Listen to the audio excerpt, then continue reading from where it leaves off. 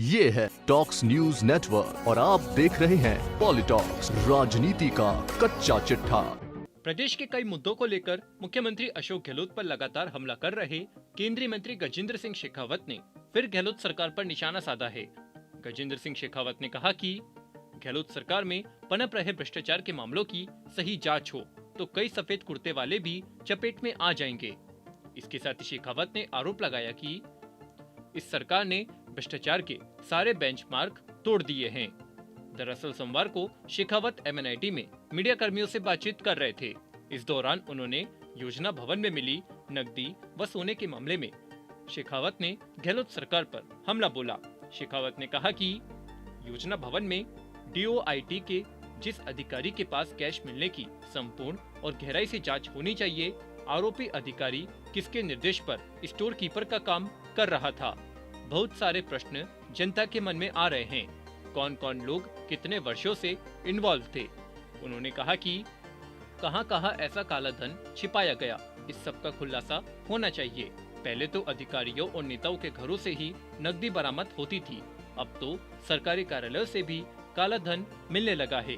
इसकी जांच होनी चाहिए।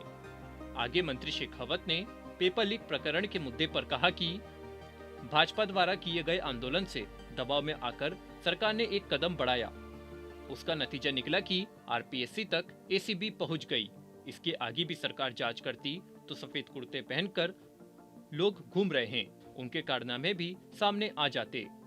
वहीं मुख्यमंत्री अशोक गहलोत द्वारा बार बार संजीवनी प्रकरण में उनका नाम लेने के प्रकरण में उन्होंने कहा कि 2019 में जब संजीवनी के इन्वेस्टर्स उनको पहली बार मिले थे तब उन्होंने कहा था कि मुझसे पूछ करके निवेश किया था, और अब वो कहते हैं कि संजीवनी के लोग जब मेरे सामने आते हैं तो मुझे आंसू आ जाते हैं। लेकिन मैं एक बात कहना चाहता हूँ, ये केवल एकमात्र ऐसी सोसाइटी नहीं थी।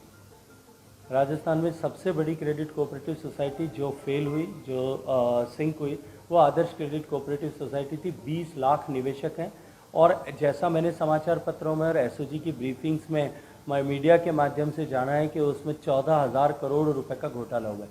मैं आपसे पूछना चाहता हूं कि कभी आपने उनसे प्रश्न किया कि उन 20 लाख लोगों के आंसू आपको नहीं दिखाई दिए? कि अगर संजीवनी अशोक गहलोत साहब की प्रायोरिटी न करके जितना समय संजीवनी पे लगाते हैं और जितने घड़ियाली आंसू संजीवनी को लेकर के वो बहाते हैं, कभी तो कहते थे मुझे पूछ के क्यों इन्वेस्टमेंट किया, और अब कहते हैं कि केवल बस ये उसके लोगों को देखता हूँ तब मुझे आंसू आ जाते हैं। उसके बजाय अगर वो इन विषयों पर काम करते, इन विषयों को प्रायोरिटी देकर के काम करते, राजस्थान की जनता के हितों से जुड़े हुए विषयों को सीरियसली लेते, तो शायद उनको आज जो है इस तरह से घूम घूम करके भाग करके इस तरह से राहत शिविरों में जा करके लोगों को आहत करने की आवश्यकता नहीं पड़ती। ये है टॉक्स न्यूज नेटवर्क और आप देख रहे हैं पॉलिटॉक्स, राजनीति का कच्चा चिट्ठा।